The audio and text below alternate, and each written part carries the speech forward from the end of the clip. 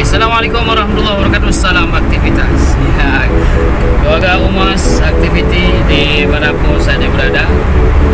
Kami dalam perjalanan hari ini menuju mencoba coba naik tol dari mana bang? Tol dari Indapuri menuju ke Janto. Ini dah bangkian calon pejabat ke depan. Ini Farahan calon Mendagri akan datang insyaAllah. Saya sendiri tetap menjadi PNA Pegawai Negeri Akhirat insyaAllah. Ya, ikuti terus kita melihat pemandangan yang sangat indah luar biasa di melalui jalan tol ini ya. Sebelumnya jangan lupa like, komen dan subscribe. Salam aktivitas, selamat menikmati pemandangan indah ini.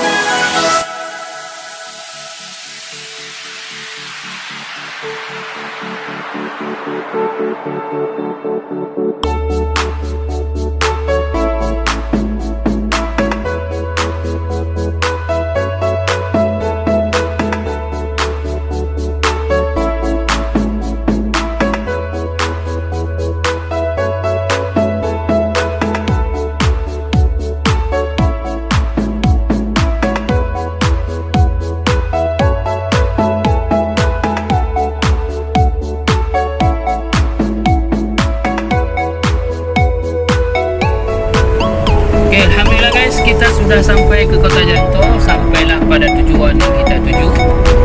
Oke, terima kasih atas partisipan hari ini. Jangan lupa like, komen, dan subscribe. Tetap salam